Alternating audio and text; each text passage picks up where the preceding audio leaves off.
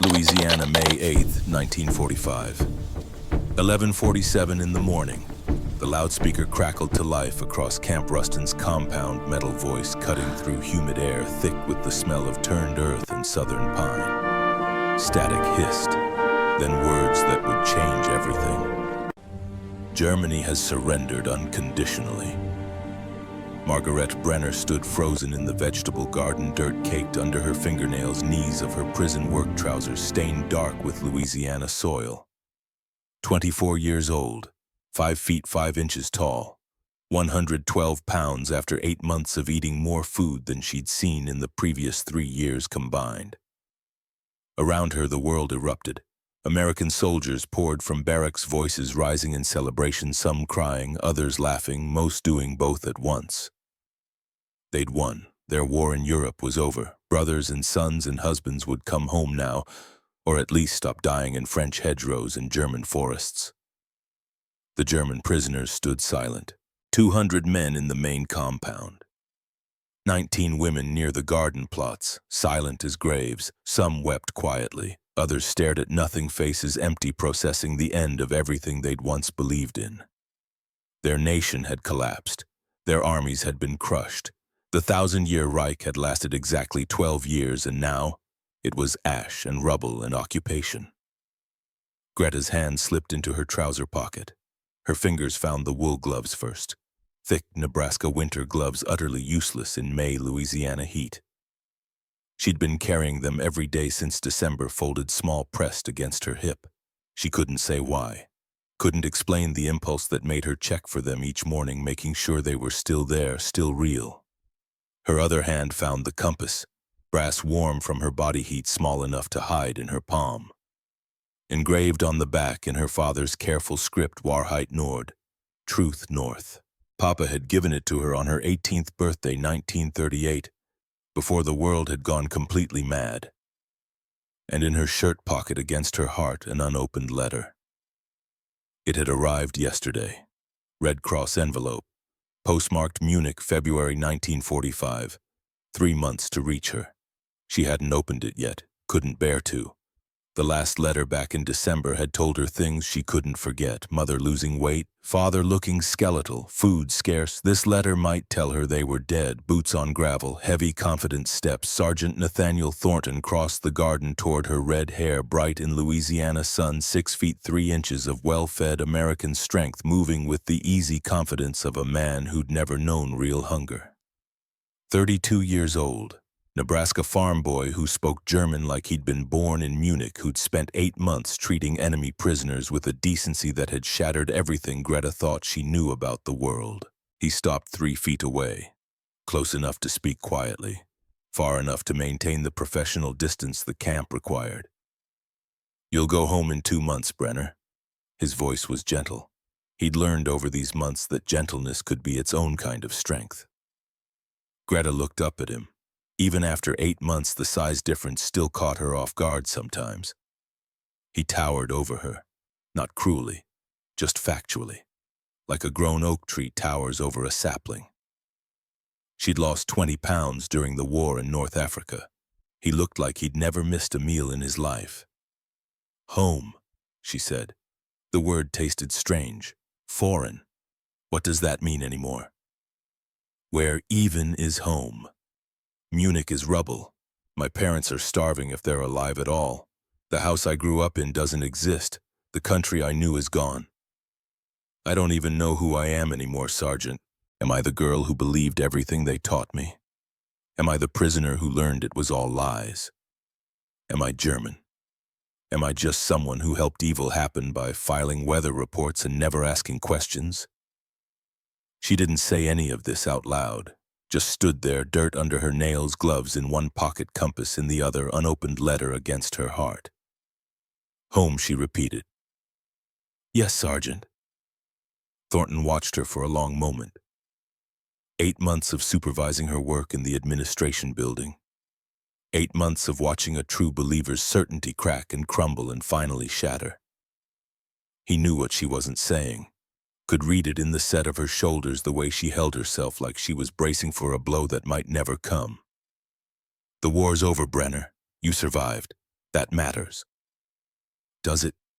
She asked it quietly, genuinely. Not rhetoric, a real question. Does it matter that I survived when millions didn't? Does it matter that I ate roast beef and mashed potatoes while my mother starved? Does it matter that the enemy treated me better than my own government treated its people? Thornton didn't answer. Some questions couldn't be answered, only lived with. He turned and walked back toward the headquarters building, leaving Greta alone in the garden, surrounded by celebrating Americans and grieving Germans carrying wool gloves in May heat, for reasons she couldn't fully name. She pressed her thumb against the compass through the fabric of her pocket. Truth north. If only she knew which direction that was anymore. 8 months earlier, September 1944. To understand how Margaretta Brenner ended up in a Louisiana prison camp carrying a dead man's gloves and her father's compass, you have to go back before Camp Rustin, before America, before she learned that everything she'd been taught was propaganda and lies, back to when she still believed. Munich, 1932. Greta was 12 years old when Adolf Hitler came to power. 12 years old when the textbooks changed. When her father, a schoolteacher with a careful mind and a careful soul, began teaching the new curriculum because teachers who didn't lost their jobs and jobs were scarce in Depression Germany. 12 years old when the youth rallies started. When the songs taught racial superiority like they were teaching arithmetic. When the posters showed strong Aryan workers building a glorious future while lesser races cowered in shadows. She absorbed it all. How could she not 12 to 24? Her entire adolescence and young adulthood shaped by one ideology, one worldview, one set of assumptions about how the world worked and who mattered and who didn't. By 1942, when she volunteered as a radio operator for the Luftwaffe, she believed absolutely. Believed Germany was superior, believed the Führer was leading them to greatness, believed the enemies were weak, degenerate, inferior in every way that mattered. The propaganda about Americans was specific, detailed, consistent.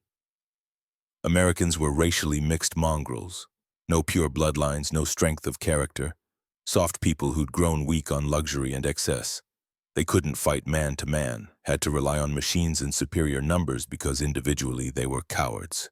They were starving because Britain hoarded all the resources. Their soldiers were thin and desperate and badly trained. Greta believed every word. Why wouldn't she? She'd never met an American, never seen America, had no information except what the government provided. And the government was very, very sure about American weakness. She filed weather reports in North Africa, encoded atmospheric data, transmitted wind speeds and barometric pressure to Luftwaffe commands so they could plan flight operations. Important work, technical work. Work that required clearance and trust and absolute loyalty. She never asked what the flights were for, never questioned the orders, just did her job day after day, believing she was serving something greater than herself. Until the morning the Allied forces overran their communication station.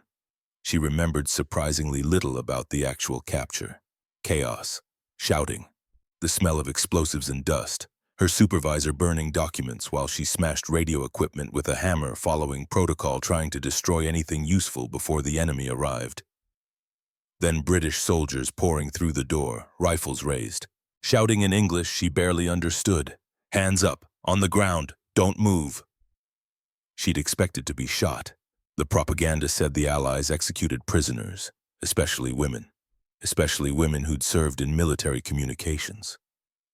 Instead, they zip-tied her wrists, searched her for weapons, and loaded her onto a truck with 18 other German women from surrounding stations.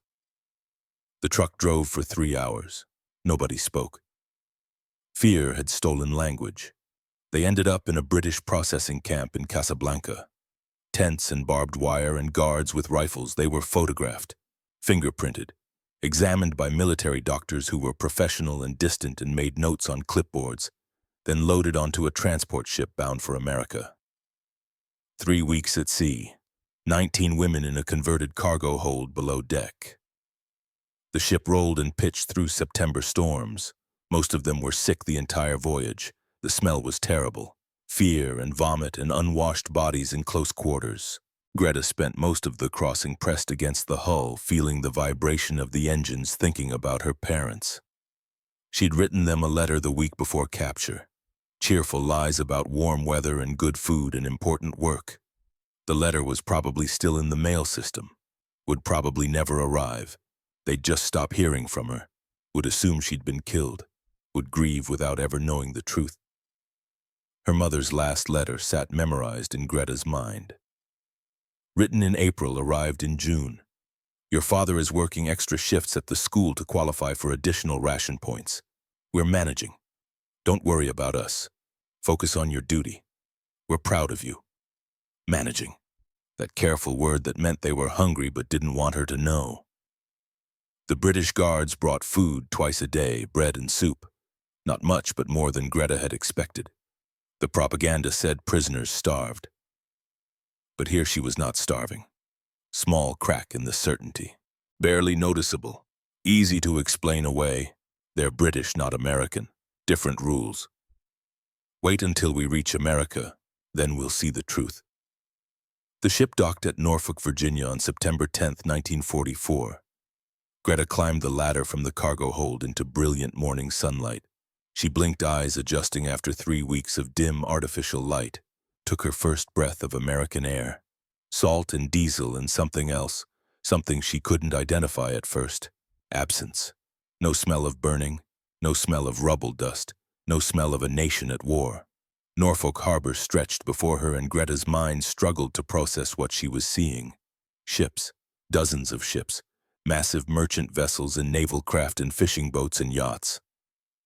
More ships than she'd ever seen in one place. More metal, more paint, more visible wealth than seemed possible for a nation supposedly on the edge of starvation. The skyline beyond, buildings intact. Tall buildings with glass windows that caught the sun. No bomb damage, no ruins, no gaps where structures had been. The propaganda said America was being bombed by German submarines. Said their coastal cities were devastated. Said they were desperate and afraid, but Norfolk looked prosperous, busy, normal. Greta stood on the deck, hands still zip-tied in front of her, and felt the first real tremor of doubt. Sarah Klein stood beside her. 31, communications officer who'd worked in Tripoli, the oldest of the 19 women, sharp-eyed and skeptical even before capture. It's propaganda, Sarah whispered. For us. They're showing us their best areas, making it look better than it is. Classic psychological warfare. Greta nodded. That made sense. That explained it. They were loaded into trucks, drove through Norfolk, every block perfect, every building intact. People on sidewalks looking well-fed and unconcerned. Just the nice parts, Greta told herself. They're carefully routing us through the nice parts. Then they reached the train station. Greta had expected a prison train. Barred windows, armed guards, locked cars. Instead, they boarded a regular passenger train. Old but functional. Seats with padding, windows that opened, a bathroom at the end of each car. 2 guards per car, rifles slung casually over shoulders, looking bored rather than menacing. The train pulled out, heading west. For 4 days, Greta watched America pass outside her window. And slowly, inexorably, everything she'd been taught began to unravel. Day 1. Virginia into Tennessee. Rolling hills covered in trees showing early autumn color. Farms with barns that looked full, cattle fat and healthy in pastures. Small towns where children played in streets without fear. No bomb shelters, no rubble, no signs of shortage or suffering. At a water stop, Greta saw a woman on the platform eating an apple. A whole apple. Not a core someone else had discarded. Not carefully rationed. Just eating an apple like it was normal. Like food was abundant enough that you could eat fruit in public without anyone caring. Day 2. Tennessee into Arkansas. More farms, more full barns, more towns with lights burning at night. Lights at night. No blackout curtains, no air raid precautions, just lights blazing freely visible for miles. Germany had been under blackout since 1939. 5 years of darkness after sunset. 5 years of stumbling home in the dark, of reading by candlelight if you could get candles, of living in fear that any light would draw bombers. But here in America, supposedly at war, supposedly desperate, supposedly on the edge of collapse, the lights burned all night. Maria Fisher started crying on the second night. 26, quiet woman who'd worked meteorology in Tunisia. She pressed her face against the window and cried silently, watching American lights pass. Sarah Klein said nothing, just stared. Her theory about propaganda tours was getting harder to maintain. They'd been traveling 2 days now. Hundreds of miles, every mile identical. Abundance, safety, normalcy. If this was propaganda, it was the most elaborate propaganda operation in history. Day 3, Arkansas into Louisiana. The landscape changed. Pine forests, humid air, a richness to the vegetation that felt almost obscene. Germany had been strip mining its forests for fuel. Here, trees grew so thick you couldn't see through them. Greta thought about her father's last letter, the one that had arrived in June, written in April. We're burning furniture for heat now. The coal ration doesn't cover full winter. Your mother jokes that at least the house is getting more spacious. Jokes. Her mother was joking about burning furniture because they had no fuel. And here America had so many trees they didn't even cut them all. Just let them grow wild and thick and green like resources were infinite. Day 4, deep Louisiana. Swampland and moss-covered trees and heat that wrapped around you like a wet blanket. The train slowed. Helen Richter, 28 cipher specialist, hard-edged and bitter even before capture, spoke for the first time in days. I don't understand, she said flatly. I don't understand any of this. They said America was weak, starving, desperate, but this... She gestured at the window, at the endless green abundance. This is not a weak country. This is not a starving country. This is not even a country that knows what war means. No one answered her. What could they say? The propaganda had been wrong, catastrophically, fundamentally, obviously wrong, which meant everything else might be wrong too. The train slowed further. Through the window, Greta saw guard towers, barbed wire fences, wooden barracks arranged in neat rows, a sign partially visible through pine trees. Camp Ruston. They'd arrived. The train stopped at a small platform inside the camp perimeter. The door opened. Humid Louisiana air rushed in, carrying the smell of pine sap and turned earth and something cooking in the distance. A voice called from the platform in German, accented but clear. Exit the train in single file. Bring your belongings. No running, no talking. Follow instructions. Greta stood, picked up the small canvas bag that held everything she owned. One change of clothes, a toothbrush, a comb. Father's compass wrapped in a handkerchief. She walked to the door, descended the steps carefully. Her legs were shaky from 4 days of sitting. When she reached the platform, she looked up. 6 men stood in formation, American Army uniforms pressed and clean, boots polished, rifles held at rest. But it was their physical presence that stopped Greta's breath. They were enormous, not just tall, though they were all over 6 feet, but broad-shouldered, thick-armed, carrying weight that looked like strength rather than fat. Their faces were tanned and healthy, their movements confident and relaxed. The man at the center, the one who'd spoken German, was the largest. Red hair cut military short, square jaw, forearms like fence posts, hands that looked capable of crushing stone. He had to be 6'3" at least, easily 215 pounds, all of it muscle and bone and well-fed strength. Greta was 5'5", 112 pounds after losing 20 pounds to war rations. She felt standing in front of this man like a child, like a starving waif who'd wandered into a land of giants. Behind her, Sarah Klein whispered in German, quiet enough that only those nearby could hear.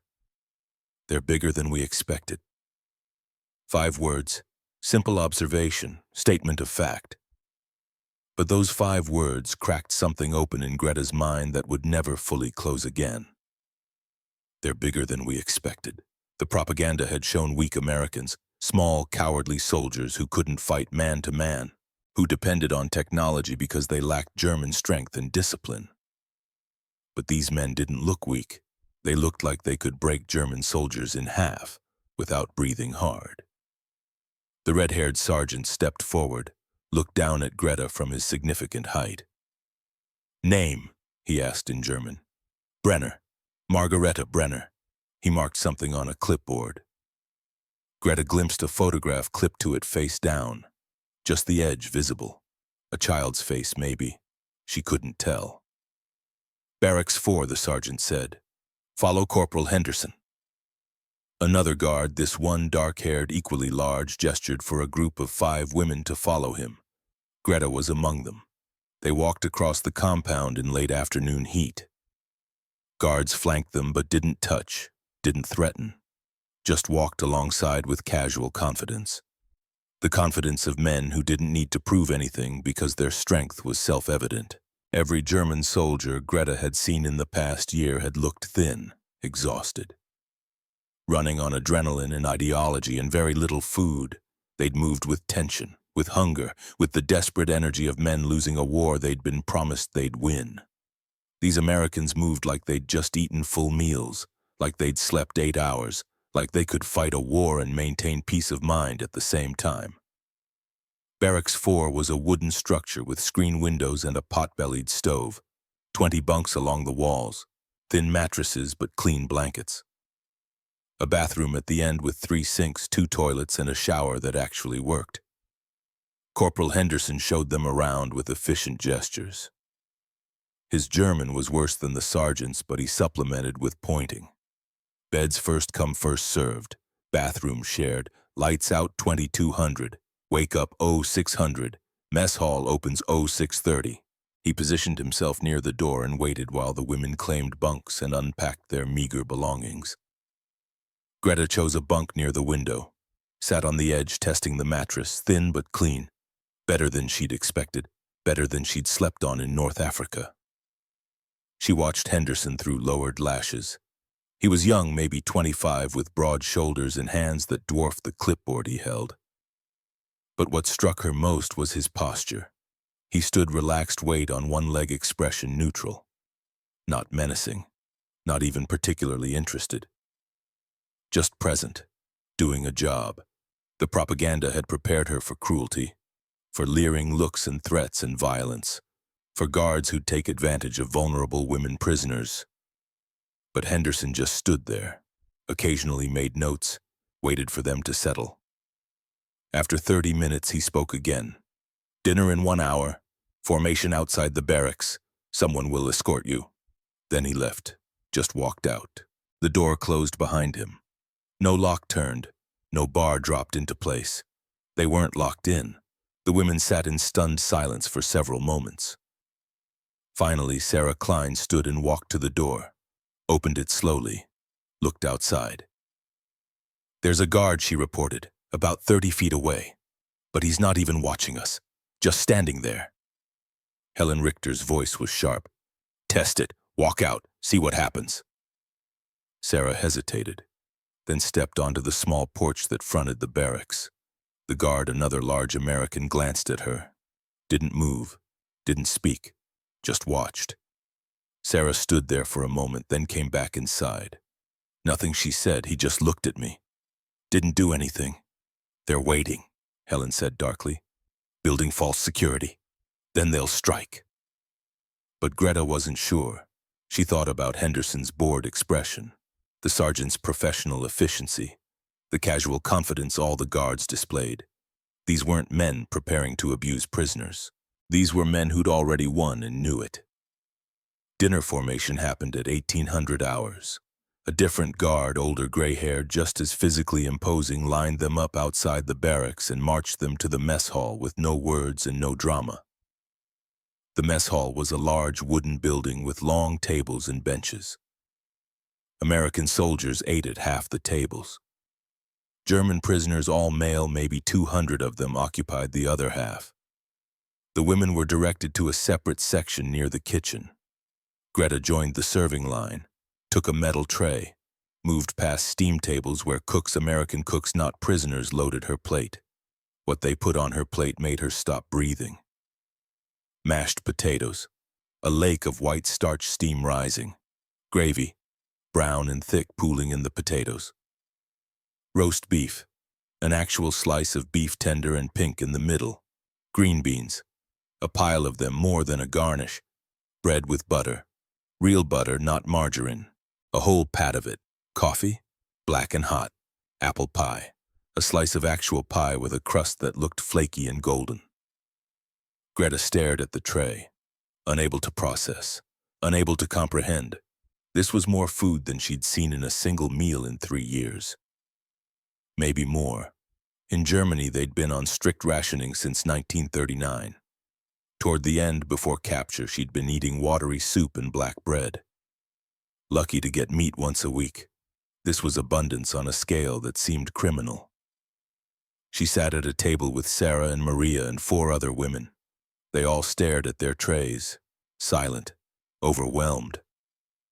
Finally, Sarah picked up her fork, took a bite of potato. Her eyes closed. Tears started falling. "It's real," she whispered. "God help us. It's real." Greta ate slowly, methodically, trying not to cry.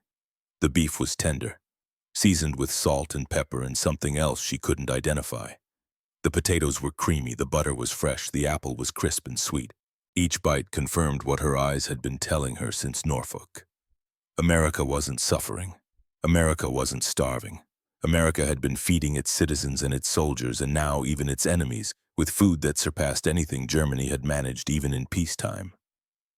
At the next table, male German prisoners ate in similar stunned silence. One of them, a thin man with hollow cheeks, held his piece of bread like it was holy, turning it over and over, unable to believe it was his. Across the mess hall, American soldiers ate the same food, talking and laughing, paying no attention to the prisoners. To them, this meal was normal, unremarkable, just dinner. "How did we lose to these people?" Maria asked quietly. It was the question everyone was thinking, but no one wanted to speak aloud, because the answer was becoming horrifyingly clear. They'd lost because they'd been fighting an enemy with unlimited resources, vast industrial capacity, enough food to feed armies and prisoners alike without strain. Germany had been starving since 1943. America was serving roast beef to enemy captives. The disparity was so enormous it redefined everything. Greta finished her meal, put her fork down, felt the weight of food in her stomach, more food than she'd eaten in a single sitting in years, and thought about her mother's letter. "We're managing, eating potatoes and cabbage if we're lucky." Her mother was eating potatoes and cabbage if she was lucky. Greta had just eaten roast beef and apple pie. The enemy was feeding her better than her own government had fed her family. That night, lying in her bunk listening to the other women breathe in the darkness, Greta pulled her father's compass from under her pillow, held it in both hands. Wahrheit Nord, truth north. But which direction was truth anymore? Everything she'd believed was lies. Everything she'd been taught was propaganda. The enemy wasn't weak, wasn't inferior, wasn't even cruel. They were just strong, unbelievably, impossibly strong, and that strength terrified her more than any cruelty could have. Because if they were this strong, this capable, this abundant, then Germany had never stood a chance. The war had been lost before it started. Every death had been pointless. Every sacrifice had been for nothing. She'd helped them, filed their weather reports, encoded their data, been a cog in their machine. For what? For a lie. For a government that fed her propaganda while her parents starved. Greta closed her eyes, pressed the compass against her forehead, and whispered into the darkness a question she didn't know how to answer. Who am I now? Outside, Louisiana night sang with insects and distant thunder. Inside, 19 German women tried to sleep in clean bunks with full stomachs, struggling to process the end of everything they'd thought they knew about the world. Tomorrow, Greta would report for work assignment, would be assigned to the administration building, would meet Sergeant Nathaniel Thornton properly for the first time, would begin the slow, painful, necessary work of rebuilding herself from the ruins of everything she'd believed. But tonight she just held her father's compass and wondered which direction led home, when home had become a concept without meaning. The war wasn't over yet, not for Germany, not officially, but for Margaret Brenner, age 24, radio operator, true believer, The war was already lost. Lost the moment she saw 6 American guards on a Louisiana platform and whispered 5 words that would haunt her for the rest of her life. They're bigger than we expected. September became October. October settled into routine. Greta learned the rhythm of Camp Ruston like learning a new language. Wake at 0600 to a bell that clanged across the compound, harsh and metallic in the pre-dawn darkness. Roll call at 06:15:19, women lined up outside Barracks 4 while a guard checked names off a clipboard. Breakfast at 06:30, work assignments at 0700. She'd expected hard labor, breaking rocks or digging ditches or some other punishment disguised as productivity. The propaganda had been clear about how America treated prisoners. Brutality, exploitation, cruelty masquerading as justice. Instead, on her third morning, Corporal Henderson walked her to the administration building and introduced her to her new supervisor. Sergeant Nathaniel Thornton looked up from a desk covered in file folders. Same red hair she remembered from the platform, same impossible size. But up close in morning light filtering through windows, she noticed details she'd missed before. Crow's feet at the corners of his eyes, not from age, from squinting into Nebraska sun across wheat fields that stretched to horizons. Calluses on his hands, thick earned calluses from years of farm work before the army. A weariness in his posture when he thought no one was watching. Like he was carrying weight that never got lighter. "Brenner," he said in German. "You'll be organizing personnel files." He gestured to a wall of filing cabinets. "Alphabetically by last name. Each file needs checking for completeness. Identification, capture report, medical examination, work assignment. If anything's missing, flag it with this form."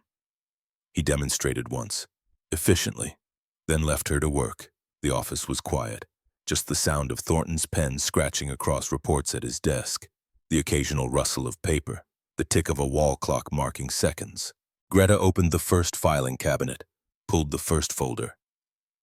Prisoner 4287, Klaus Becker, age 29, captured Tunisia, March 1943. Infantry, farm laborer before conscription. She read through the file. Checked for missing documents, found everything in order, filed it properly, pulled the next folder. Prisoner 4288, Wilhelm Adler, age 23, captured Sicily, July 1943, Panzer Division, university student before conscription. Notes from his intake interview caught her eye. Quote from prisoner extremely surprised at food quality and quantity, states that American rations exceed anything available to German forces even in peacetime. She read it twice, filed the folder, pulled another, prisoner 4289 notes. Subject expressed disbelief at seeing fresh fruit in mess hall, asked if it was a special occasion, informed it was standard daily provision. Another, prisoner 4290 notes. Prisoner reported shock at guards' physical size and health, asked how Americans could be so well fed during wartime. No answer provided. Another, and another, and another, hundreds of files, thousands eventually, all captured across North Africa and Italy and southern France, all now held in camps scattered across America, and in file after file after file the same theme. German prisoners confronting the reality that everything they'd been told about American weakness was propaganda. Greta worked through the morning, read story after story of soldiers who'd believed the same lies she'd believed, who'd been equally shocked by abundance, who'd asked the same questions she was asking. How can they be so strong? How can they have so much? How did we ever think we could win? At noon, Thornton ate at his desk, sandwich that looked small in his enormous hands, coffee from a mug that could have held half a liter. Greta had brought her lunch back from breakfast, bread and cheese and an apple. She ate at the small desk Thornton had assigned her, trying to be invisible. "You have questions," Thornton said without looking up. Greta froze. "Sir, I've been doing this for 2 years. I know when prisoners have questions. Ask them." She hesitated. The propaganda had taught her that showing weakness to enemies invited exploitation. But Thornton didn't feel like an enemy, felt more like a teacher waiting patiently for a student to admit confusion. How are you all so healthy? The words came out quieter than she'd intended. You're at war. Your country should be rationing, should be struggling. But all of you are, she struggled for the right word in German, so big, so well fed, like the war isn't even touching you. Thornton finished his sandwich, took a drink of coffee, looked at her directly. Because America produces more food than we can eat. Because our farms cover areas larger than most European countries. Because even at war we have surplus. But the propaganda said propaganda is lies designed to make you feel superior. Thornton interrupted. Your government told you Americans were weak because they needed you to believe it. If you'd known the truth that America can field millions of well-fed, well-equipped soldiers while still feeding prisoners roast beef, you might have questioned whether winning was possible.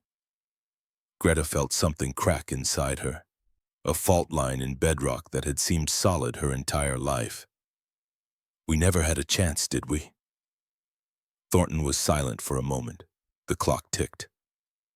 Somewhere outside, a mockingbird ran through its repertoire of stolen songs. No, he said finally. You didn't. Not against this. He gestured vaguely toward the window, toward America beyond, toward farms and factories and a productive capacity that Germany couldn't match in 100 years. But that doesn't make you less human, he continued. Doesn't mean you don't deserve decent treatment. You're just people who got caught up in something bigger than yourselves.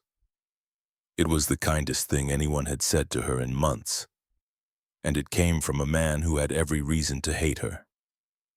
November arrived with cooler weather. Not Nebraska cold, Thornton mentioned one afternoon. Nebraska cold would kill these pine trees, but cool enough that the mornings had bite. Greta fell into the work, filing, organizing, checking records for completeness. It was mindless in a way that felt almost meditative. Her hands knew what to do.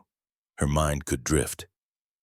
She thought about her parents a lot, wondered if they'd received notification of her capture, wondered if they thought she was dead, wondered if they were still alive themselves. Letters were allowed once a month, heavily censored. She'd written in late September carefully neutral sentences about being safe and healthy and hoping they were well. The letter had been reviewed by Thornton, stamped by the camp commander, and sent through Red Cross channels. No way to know if it would ever arrive. No way to know if they'd be able to respond. So she worked and waited and tried not to think too hard about the gulf between her full stomach and their likely hunger. One afternoon in mid-November, Thornton brought 2 mugs to her desk. Set one in front of her. Hot chocolate, he said. Corporal Henderson's mother sent him a care package. He's sharing. Greta stared at the mug. Steam rose, carrying the smell of cocoa and sugar and milk. Smell of childhood. Smell of Christmas mornings before the war. Smell she hadn't experienced in 3 years.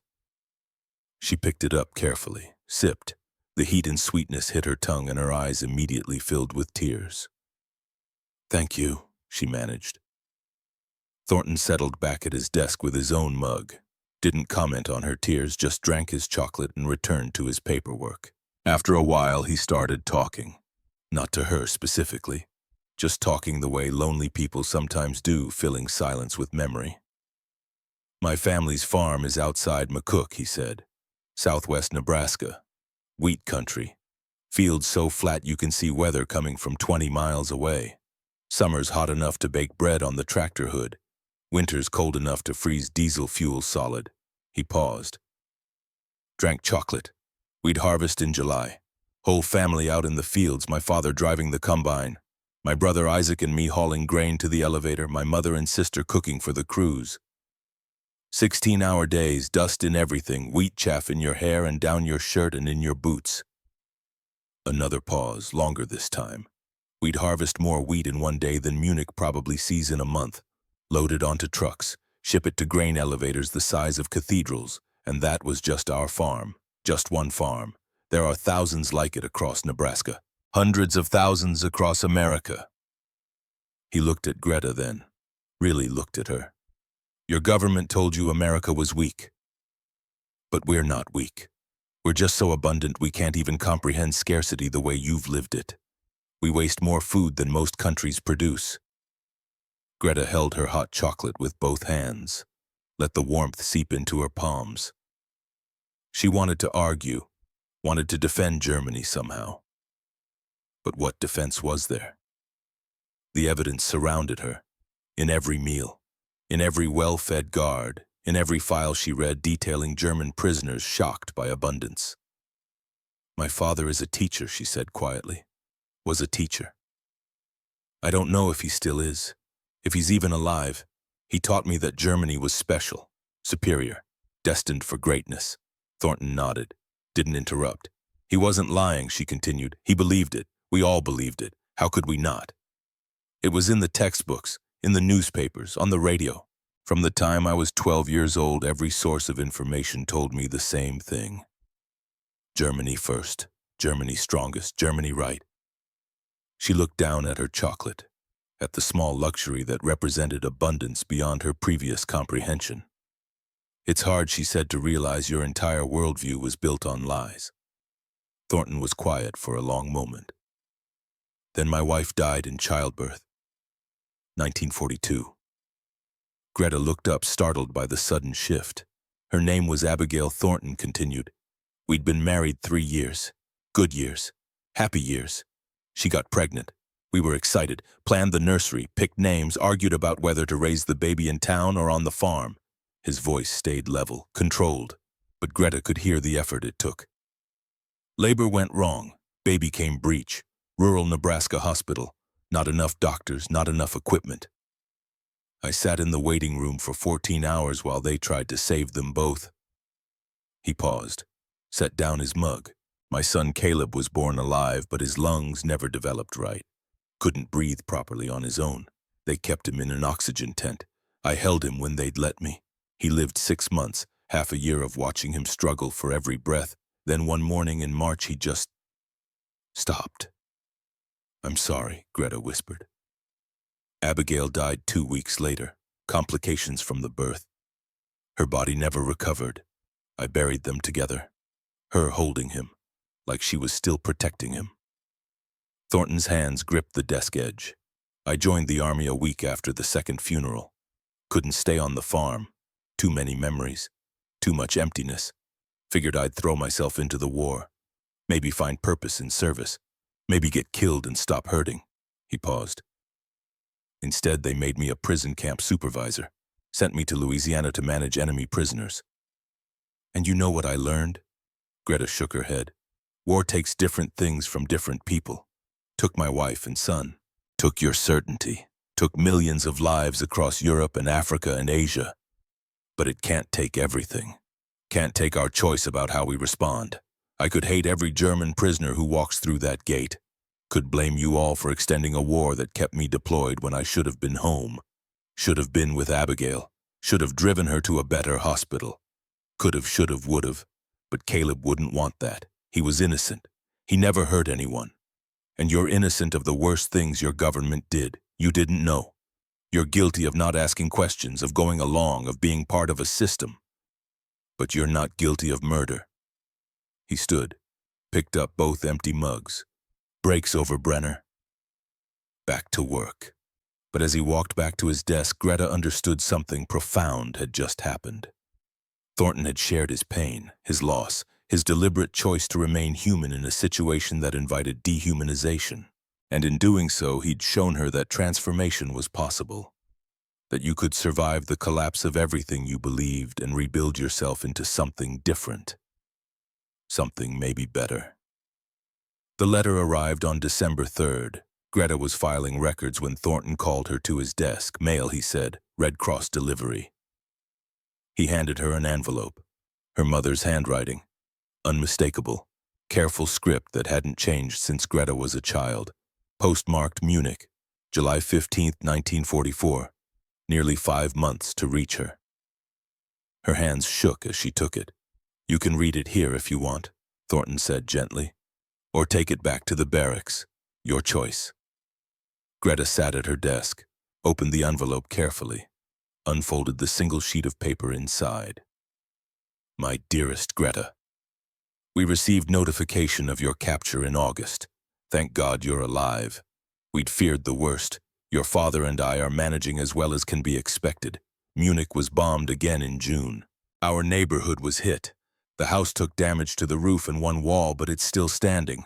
We've moved into the cellar for safety. Food remains scarce. Ration points don't stretch far. Your father has lost considerable weight. He jokes that at least his old suits fit again. I've lost weight too. Perhaps 40 pounds since you left.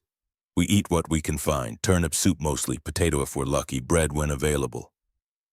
The school where your father teaches was damaged in the bombing. Classes continue in the church basement. He works extra shifts qualifying for additional ration points. We're managing. Don't worry about us. Focus on staying safe. We pray for you every night. We love you. Come home when you can. Your loving Mutti. Greta read it 3 times, then folded it carefully and sat very still, trying not to scream. Her mother had lost 40 pounds. Her father was skeletal. They were eating turnip soup twice a week if lucky. And she'd just eaten ham and eggs for breakfast. Was sitting in a heated office. Had drunk hot chocolate the day before like it was normal. The guilt was crushing. Thornton appeared beside her desk, set something down, walked away without speaking.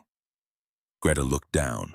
Wool gloves, thick Nebraska winter gloves, far too large for her hands. A note underneath in Thornton's handwriting. Nebraska winters are cold, Louisiana winters aren't, but you'll need these someday. Keep them. She picked up the gloves, heavy, well-made, warm. Why, she asked the empty office. Thornton was back at his desk, didn't look up. Because everyone deserves basic kindness, he said. Even prisoners, even enemies, especially people whose parents are starving while they eat our food and feel guilty about surviving. Greta pressed the gloves against her face and cried slantly. Mid-December brought the discovery that would crack her open completely. Thornton asked her to file a box of classified reports that had been declassified for prisoner records. Routine paperwork. She didn't think twice about it. Until she opened the first folder. Photographs. Black and white images of places that couldn't be real. That had to be propaganda. That couldn't possibly exist. Barbed wire, watchtowers, emaciated bodies stacked like firewood, living skeletons in striped uniforms, mass graves, gas chambers, medical experiment documentation, Auschwitz, Dachau, Bergen-Belsen, names that would become synonymous with evil, numbers that made her mind refuse to process them. Millions, not thousands, millions murdered in systematic industrial-scale genocide.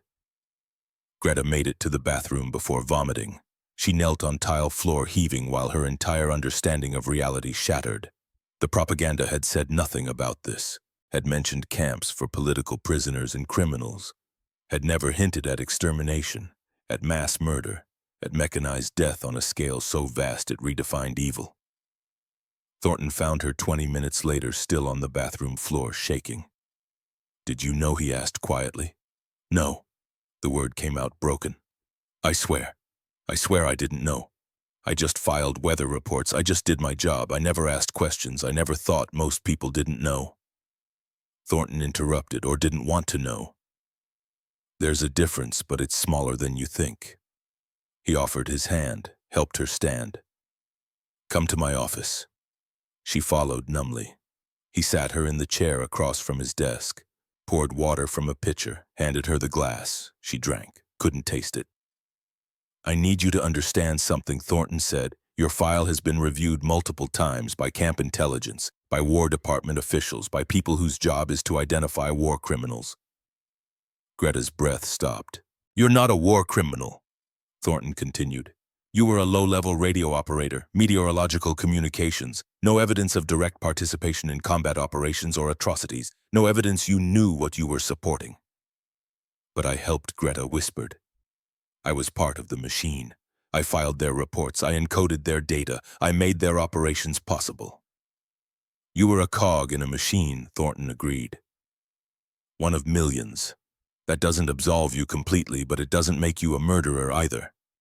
He paused, opened his desk drawer, pulled out a photograph, set it face up on the desk, an infant, maybe 6 months old, light hair like spun gold, lying on a blanket in dappled sunlight, eyes closed, peaceful, almost like sleeping. "That's Caleb," Thornton said, "my son. That photo was taken 2 days before he died." Greta stared at the tiny face, so fragile, so innocent. I keep it face down usually, Thornton continued. Too hard to look at, but today you need to see it. Need to understand something. He picked up the photo, looked at it for a long moment. I could hate every German. Could blame you all for a war that kept me away when Abigail needed me, when Caleb needed me. Could spend the rest of my life bitter and angry and looking for someone to punish. He set the photo down gently.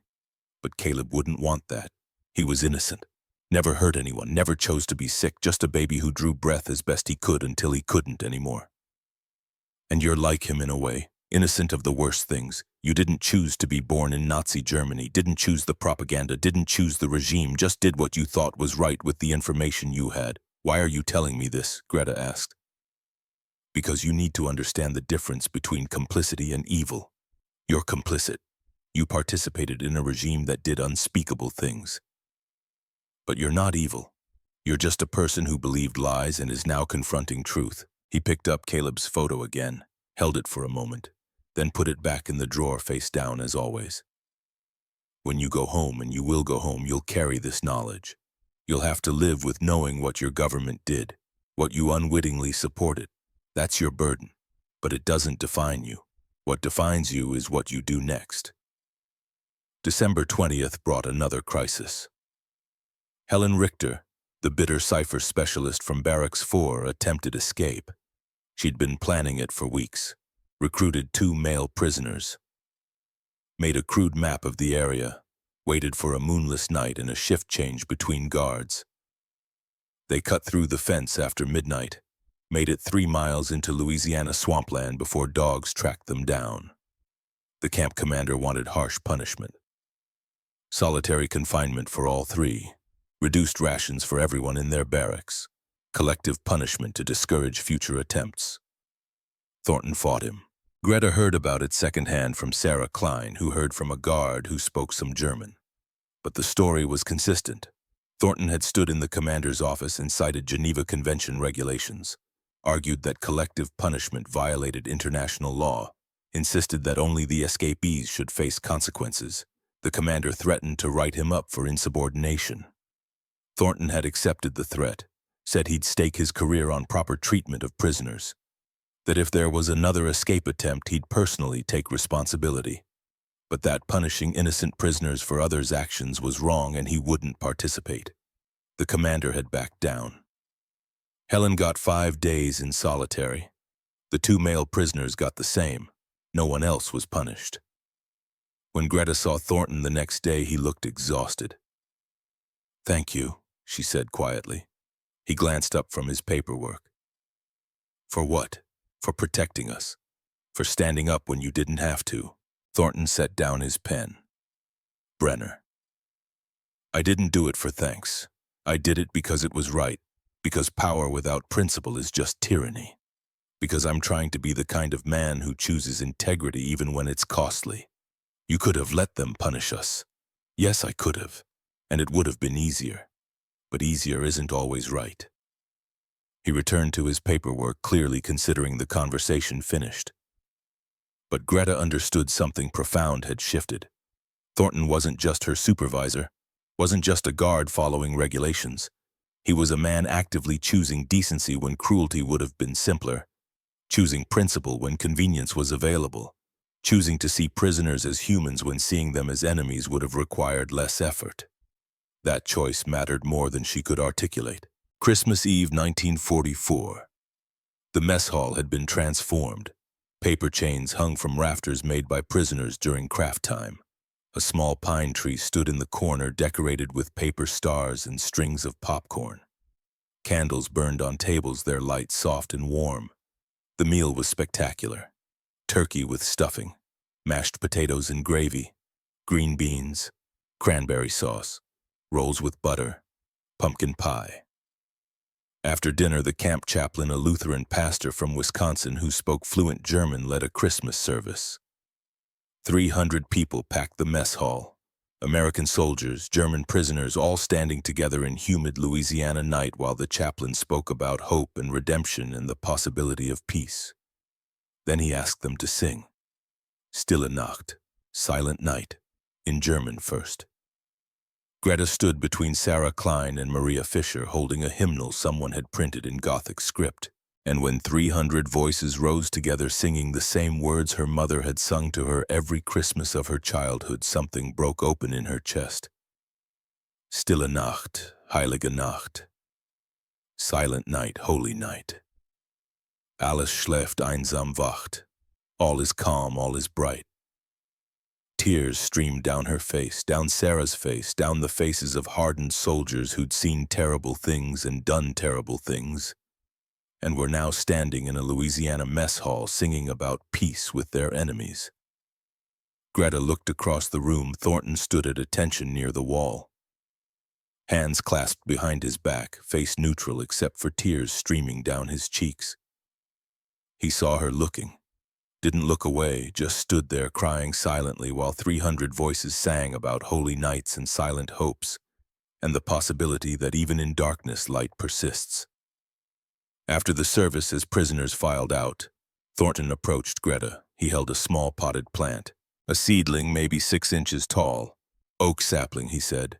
They live 300 years, longer if conditions are right. Plant this when you go home. Tend it, watch it grow. And remember that even after everything burns down, life comes back. Different maybe, but still life. Greta took the pot carefully. The sapling's leaves trembled in her shaking hands. But Thornton wasn't finished. He pulled an envelope from his jacket pocket, the same envelope he'd given her months ago back in September. Red Cross delivered this in July. I've been holding it, waiting for the right time. Today feels right. Greta opened it with numb fingers. A photograph fell out. Her parents, taken in front of their house before the bombing, both thinner than she remembered. Her father's face gaunt, her mother's dress hanging loose on a frame that had lost too much weight. But they were smiling, and on the back in her mother's handwriting, Wir lieben dich, komm sicher nach Haus. We love you, come home safe. Greta pressed the photograph against her chest and sobbed. Thornton stood beside her, one hand on her shoulder, solid and steady, while she grieved everything she'd lost and everything she'd learned and everything she'd become. When she finally quieted, he spoke again. You'll go home, Brenner. The war's almost over. Germany's collapsing. Repatriation will start soon, and when you go, you'll carry lessons with you. About strength and compassion. About how real power chooses mercy. About how the truly strong can afford to be kind. How do I live with what I know now, she asked. How do I go back knowing what we did, what I helped make possible? Same way everyone lives with their mistakes, Thornton said quietly. You acknowledge what happened. You commit to doing better. You work to build something that prevents it from happening again. That's all any of us can do. The world shifted. Greta stood in the Louisiana night oak sapling in one hand, photo of her parents in the other, wool gloves in her pocket, and felt the final walls of propaganda crumble. Voice 1. The voice that had repeated Nazi ideology for 12 years had gone silent. Voice 2, the new voice built on evidence and experience and Thornton's patient teaching, spoke clearly now. You were lied to. You believed lies. You participated in evil unknowingly. But you're not evil. You can choose differently. You can rebuild yourself. You can carry forward the lesson that strength without compassion is just brutality. The war wasn't over. Not officially. Germany was still fighting, still dying, still clinging to delusions of victory. But for Margaret Brenner, standing in a Louisiana prison camp on Christmas Eve 1944, the war was already finished. America had been bigger than expected, stronger, more abundant, more capable, more merciful than propaganda had prepared her for. And that mercy, that deliberate choice to treat enemies with dignity, had transformed her more completely than any punishment could have. Tomorrow she'd return to filing records. Next week she'd continue learning. The months ahead would bring Germany's surrender and her own reckoning with going home. But tonight, Christmas Eve, she stood under stars and held an oak seedling and understood something fundamental. Home wasn't a place anymore. Home was a direction, a choice, a commitment to carrying forward what Thornton had taught her. That strength and mercy aren't opposites. that the truly powerful can afford to be kind, that even after everything burns, life comes back. She looked up at the stars, same stars shining over Munich, over Nebraska, over battlefields and prison camps and ruined cities across the world, and whispered a promise to herself, to her parents, to the memory of everything she'd been and everything she was becoming. I'll go home. I'll plant this tree. I'll rebuild, and I'll make sure this never happens again. Behind her, the mess hall glowed with candlelight. Voices still sang. Americans and Germans together, choosing for one night to remember they were all just humans far from home, missing people they loved, hoping for peace. Greta turned and walked back inside, into warmth, into light, into transformation. The girl who'd believed propaganda was gone. The woman who'd learned truth was just beginning. May 8th, 1945. The loudspeaker announcement that had opened this story. Germany has surrendered unconditionally. Greta stood in the garden dirt under her nails, 8 months of transformation compressed into a single moment of reckoning.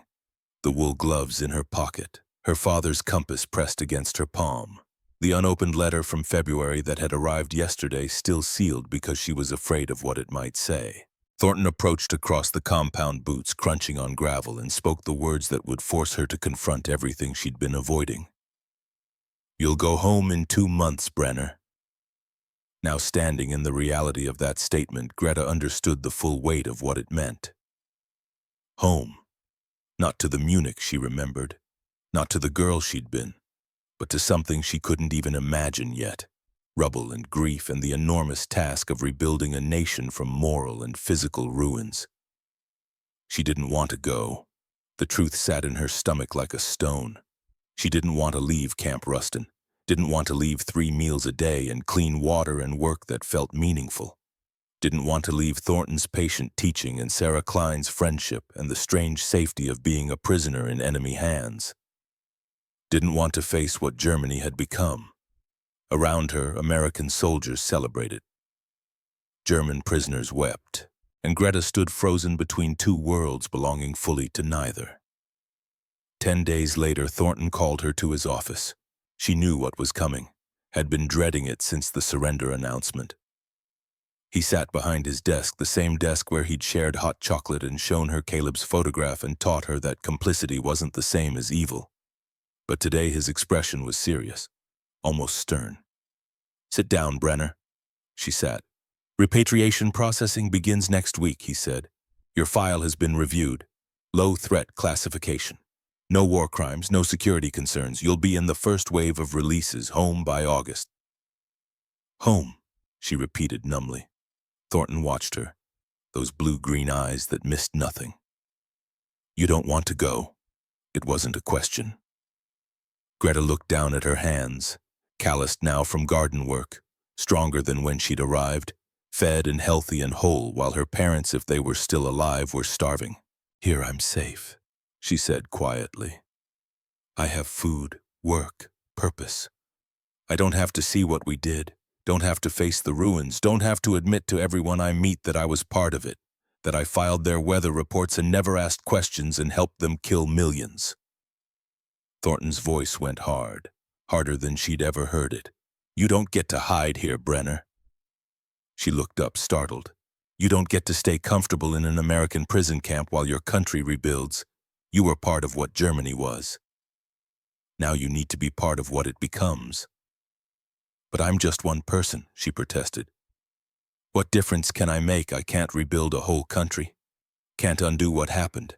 Can't bring back the dead. Same difference anyone makes," Thornton said.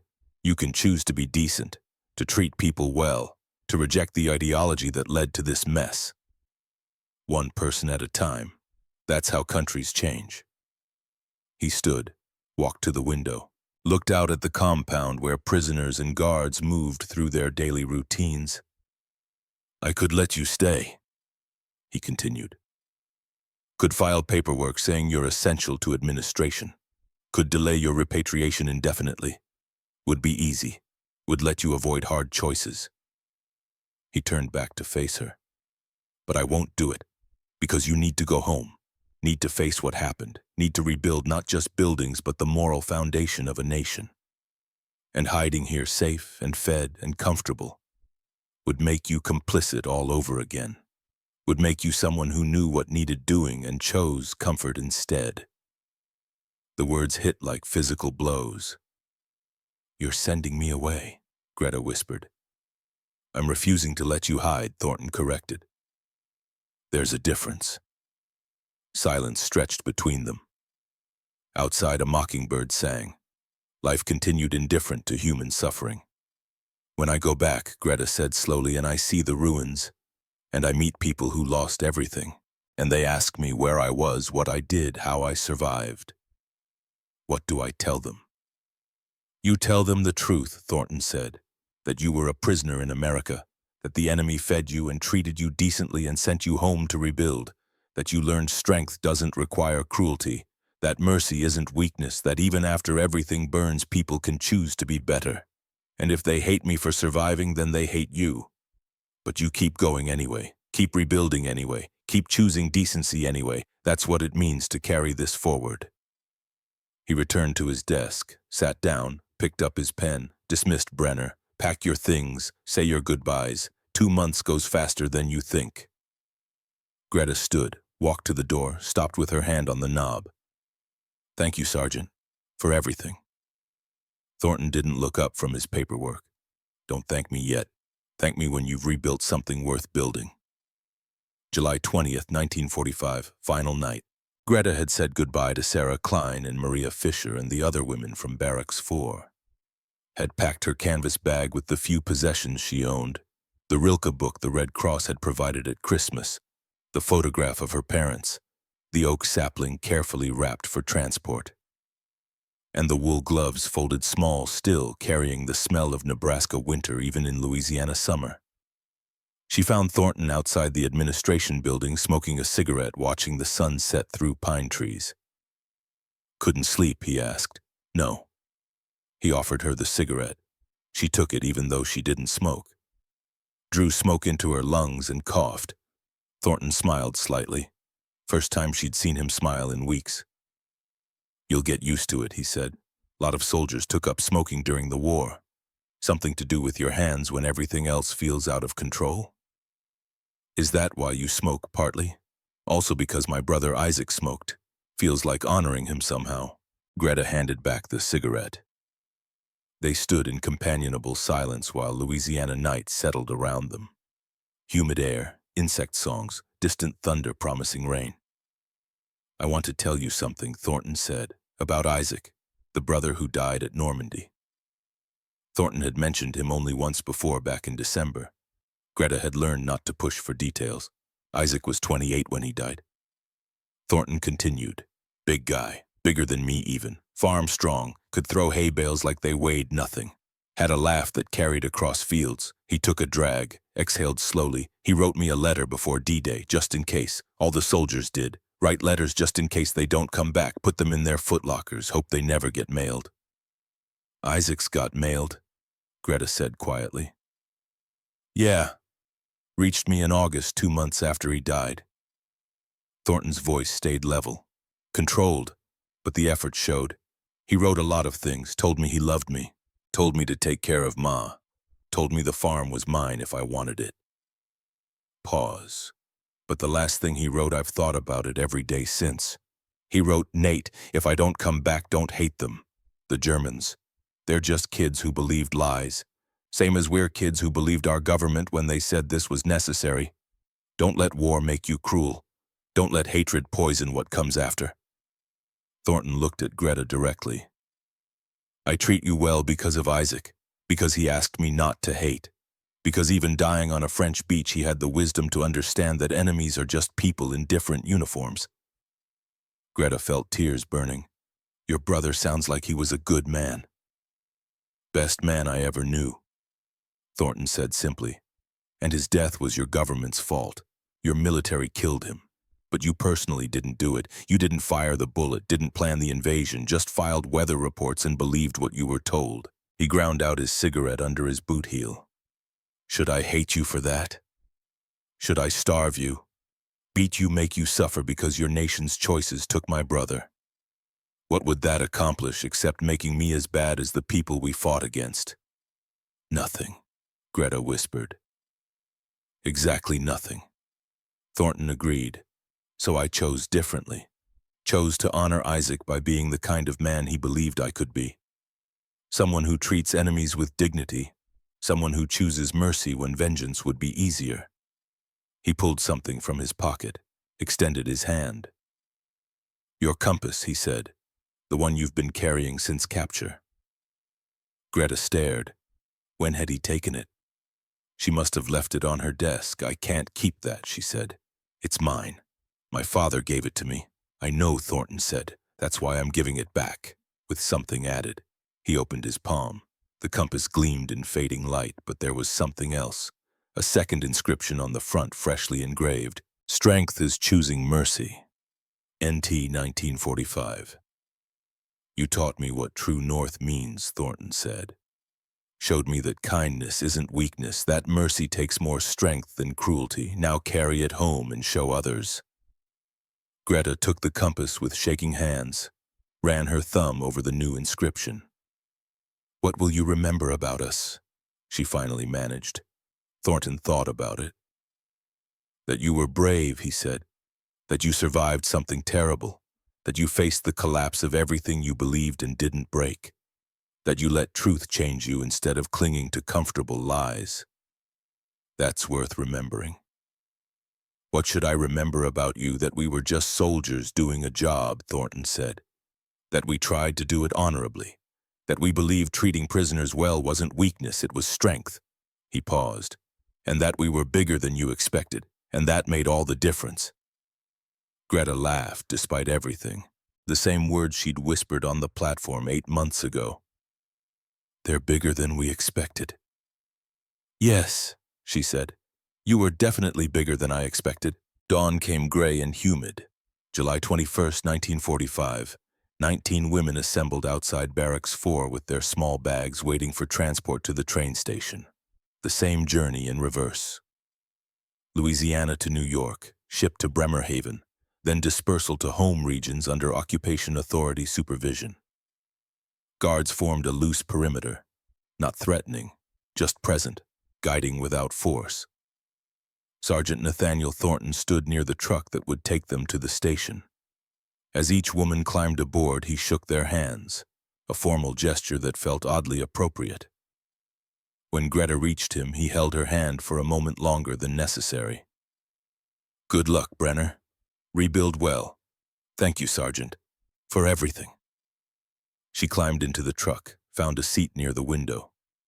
As the engine started and they pulled away, she watched Camp Ruston recede. The barracks, the mess hall, the administration building where she'd filed records and learned that enemies could be decent. The garden where she'd stood on May 8th and heard that the war was over. Sarah Klein sat beside her, crying quietly. I don't want to go back. Sarah whispered. I don't want to see what Germany has become. Neither do I, Greta admitted. But we don't have a choice. This is what losing means. We face it, we fix it, we make sure it never happens again. How Greta thought about Thornton's patient teaching. About hot chocolate and wool gloves and oak saplings. About choosing mercy when cruelty would be easier. By remembering what we learned here, she said. By carrying it forward. By becoming the kind of people who choose decency even when it's hard. The truck rolled through Louisiana countryside, green and lush and utterly foreign. Through the window, Greta glimpsed farms with full barns, towns with lights burning, people who looked well-fed and unconcerned.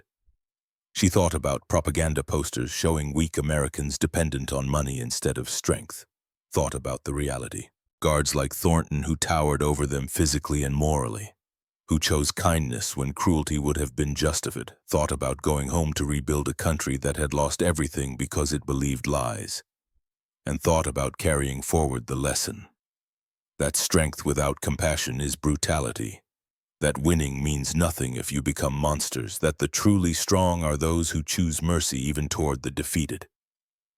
August 1945, Munich.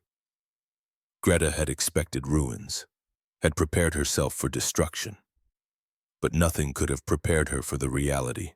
Block after block of rubble, Buildings reduced to hollow shells, streets impassable with debris, people living in cellars and bombed-out basements, gaunt faces and hollow eyes and bodies that had forgotten what fullness felt like.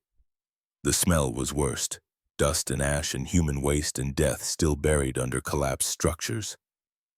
She walked 40 kilometers, rail lines destroyed, roads cratered, carrying her canvas bag and oak sapling and compass and gloves. She found her parents' house on the third day. The roof was partially collapsed. One wall showed a gaping hole from shrapnel. The windows were gone, replaced with boards, but it was still standing, more than many could say. Her parents were living in the cellar. Greta descended concrete steps, knocked on a makeshift door cobbled together from salvaged wood. Her mother opened it. Greta barely recognized her. Skeletal. That was the only word. Her mother had lost at least 60 pounds. Her dress hung on a frame that looked like it might collapse if you touched it. Her face was all sharp angles and sunken cheeks and eyes too large for their sockets. But those eyes filled with tears when she recognized her daughter. Greta, Mutti. They held each other and cried. Her father appeared behind her mother, worse than Mutti.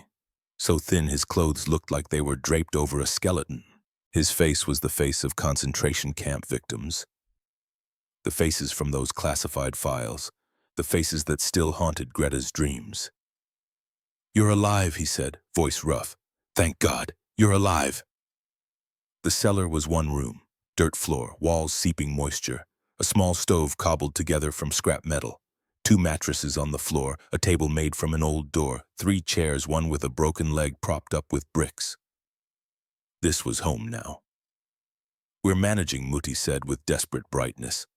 "We have food every few days. The occupation authorities are distributing rations. It's not much, but we're alive." Greta set down her bag, pulled out the bread and cheese and dried meat she'd been given for the journey. She'd barely touched it, saved it for this moment. "Here," she said, "eat." Her parents stared at the food like it was treasure. "Where did you get this?" Father asked. "American rations," Greta said. "They sent me home with supplies." Her parents ate slowly, savoring each bite, making it last. Watching them, Greta felt the full crushing weight of survivor guilt. She'd eaten roast beef while they starved, had been safe and warm and fed while they lived in a cellar and burned furniture for heat. "Tell us about America," Mutti said between bites. "Were they cruel to you?" Greta looked at her parents' skeletal faces, at the cellar they called home, at the ruins of everything they'd known, and told them the truth. "No," she said. "They weren't cruel, they fed us well, treated us with dignity. The sergeant who supervised me lost his wife and infant son, lost his brother in the war, but he chose kindness anyway, taught me that strength and mercy aren't opposites." She pulled out the oak sapling. "He gave me this, told me to plant it when I got home, as a reminder that even after everything burns, life comes back." Father looked at the sapling with exhausted eyes. "Where would we plant it? Everything is rubble." "Then we'll plant it in the rubble," Greta said, "and we'll rebuild around it. That's the lesson. That's what I learned. We face what we did, we acknowledge the horror, and then we choose to build something better." The years that followed were hard, harder than Greta had imagined possible. 1945 into 1946. Physical labor, clearing rubble brick by brick, salvaging materials that could be reused. Helping neighbors rebuild collapsed houses, cold winters with insufficient heat. Hunger that never quite went away even when occupation rations increased. But also psychological labor. Confronting what the regime had done, facing guilt and shame and complicity. Trying to build something better from complete collapse. Greta taught school, children who'd grown up in war and knew nothing else. She taught them reading and mathematics and history. Real history, not propaganda. Truth about what had happened and why it must never happen again. She spoke about Camp Rustin sometimes, about Sergeant Thornton who'd lost everything and chose kindness anyway, about American abundance that could afford mercy toward enemies, about the lesson she'd been sent home to carry forward, that strength without compassion is brutality.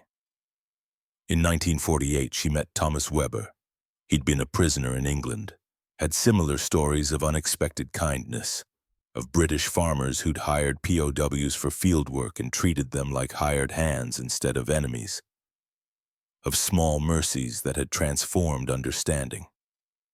They married in spring, small ceremony. No money for anything elaborate, but genuine joy despite scarcity. They had 3 children, raised them on stories of war as warning, taught them that their parents' generation had believed lies and paid terrible prices, that truth required constant vigilance, that mercy was strength and cruelty was weakness. The oak tree grew. Greta had planted it in what had been her family's garden. In 1945, it was a 6-inch sapling in rubble. By 1955, it was 15 feet tall. By 1965, 25 feet. She sat under it sometimes, ran her hands over bark that had grown thick and strong, remembered Thornton's words, 300 years, longer if conditions are right. The tree would outlive her children, would stand as testament to transformation when everyone who remembered the war was gone. 1965, 20 years after the war. The letter arrived in October, American postage, Nebraska return address. Greta's hands shook as she opened it. Dear Mrs. Weber, I hope this finds you well and thriving in rebuilt Germany. I often think about the women from Camp Rustin and wonder how you all fared. I hope you found the strength to rebuild both your country and your lives. I hope you planted the oak sapling and watched it grow. I hope you passed forward the lesson that even enemies can be decent, that mercy matters, that we're all just people trying to survive in circumstances beyond our control. If you're willing, I'd welcome correspondence. It would be good to know how the story turned out. Best wishes, Nathaniel Thornton, McCook, Nebraska. Greta read it 3 times, then sat down and wrote back immediately. Dear Sergeant Thornton, your letter found me well. I'm alive, married, 3 children, teaching school in Munich. The oak tree is 25 feet tall now. We sit under it every summer, and I tell my children about the American sergeant who taught their mother that strength and mercy aren't opposites. Germany has rebuilt, not perfectly. We still struggle with guilt and memory and the weight of what we did. But we're trying, choosing decency, rejecting the ideology that led to catastrophe. One person at a time, like you said. Thank you for reaching out. Thank you for everything you taught me. Thank you for being bigger than I expected in every way that mattered. With deep gratitude, Margaret Weber Brenner. The correspondence continued for decades. Annual letters, holiday greetings, photographs of growing families. Thornton remarried in 1967, a widow named Eleanor with 2 grown children. Greta's children graduated university, started careers, gave her grandchildren. The letters became a thread connecting 2 people who'd been enemies and learned that enmity was smaller than humanity. 1988.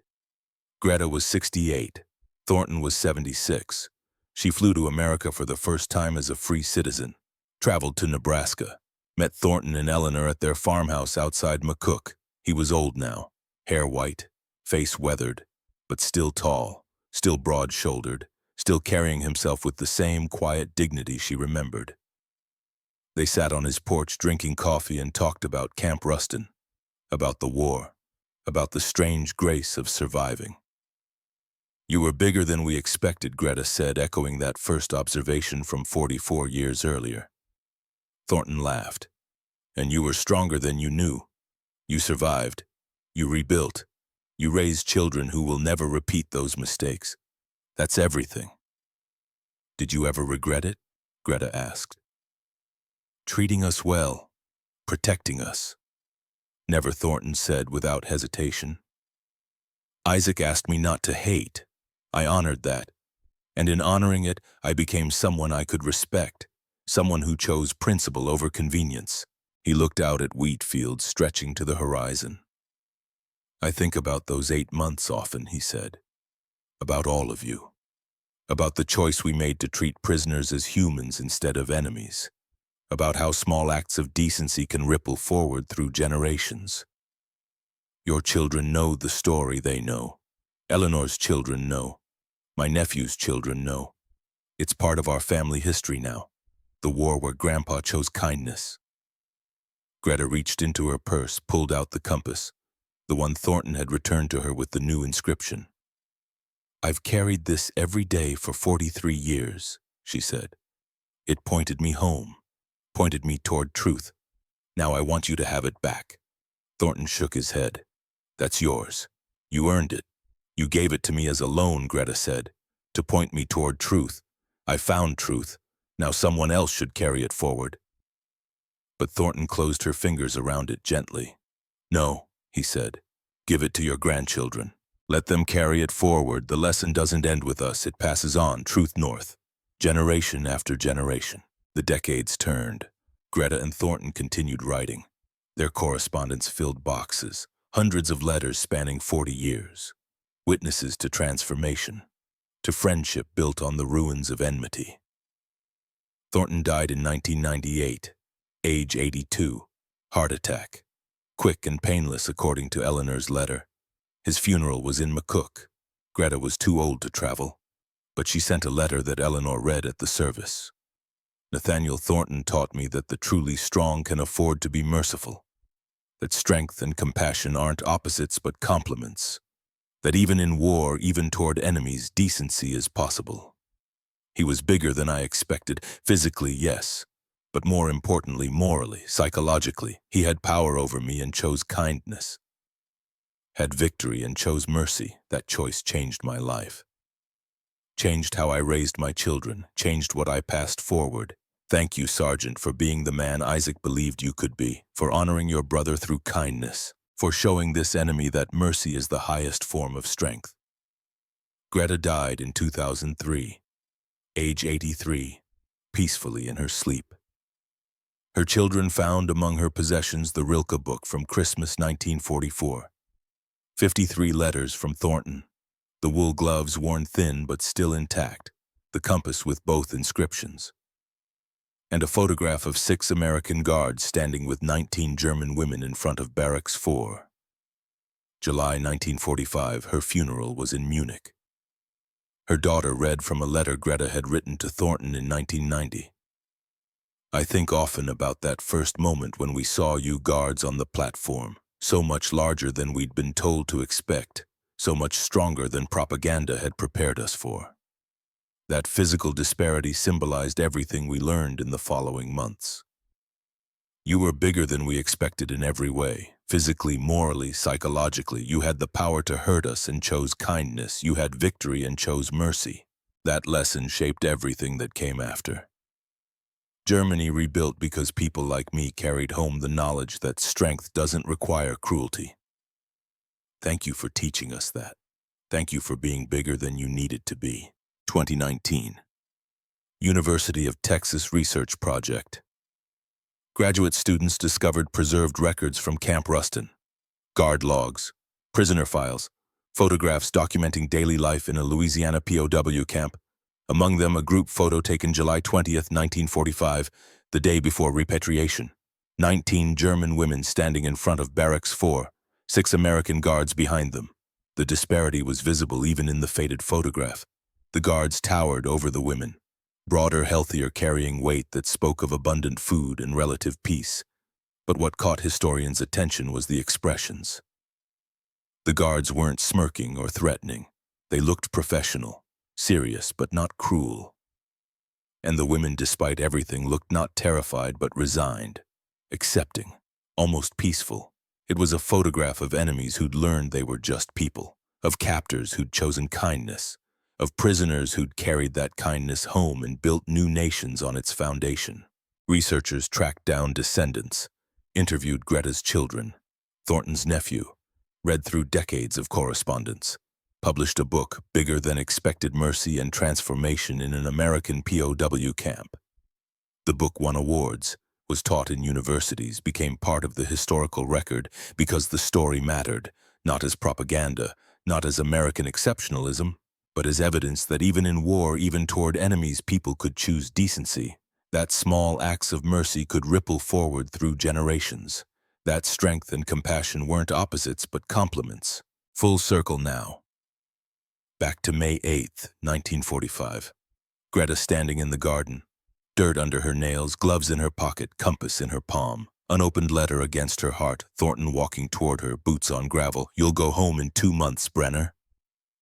And Greta understanding finally what home meant. Not a place, not a building, not even a country. Home was a direction, a choice, a commitment to carrying forward what she'd learned. That enemies could become teachers, that cruelty was weakness and mercy was strength. That even after everything burned, life came back. Different, changed, but still life. She'd go home to ruins, would rebuild, would raise children who knew the truth, would plant an oak tree that would outlive her by centuries, would write letters to a man who'd been her enemy, and became her teacher and remained her friend for 40 years. Would carry forward the lesson until her dying day, that they were bigger than she expected, not just physically, though they were that, but bigger in every way that mattered, bigger in compassion, in mercy, in the choice to treat defeated enemies as humans rather than objects of vengeance. That choice repeated thousands of times across hundreds of camps by thousands of guards, who could have chosen cruelty but chose decency, changed the world. Not dramatically, not immediately, but quietly, persistently, one prisoner at a time, one act of kindness at a time, one broken ideology at a time. Greta looked down at the compass in her hand, Wahrheit Nord, Truth North, and below it now Thornton's inscription, Strength is choosing mercy. She'd found it in a Louisiana prison camp, in the patient teaching of a Nebraska sergeant, in roast beef dinners and hot chocolate and wool gloves that smelled of winter, in the understanding that the truly strong can afford to be merciful. She slipped the compass back into her pocket, felt the weight of it against her hip, solid, real, true. Around her, Americans celebrated and Germans wept. And Margaret Brenner stood between two worlds, carrying the seed of transformation that would grow for 300 years. The war was over. The rebuilding was just beginning. And somewhere in Nebraska, Nathaniel Thornton stood in wheat fields and thought about prisoners he'd treated with dignity and wondered if they'd carry forward what he'd tried to teach. They did, for 40 years, for 3 generations. For as long as oak trees stand and compasses point north and people remember that mercy is the highest form of strength. They're bigger than we expected. 5 words that started as simple observation became truth, became wisdom, became legacy. The truly strong can afford to be merciful, and mercy chosen deliberately in the face of every reason for cruelty changes everything. One heart at a time, one prisoner at a time, one nation at a time. Forever.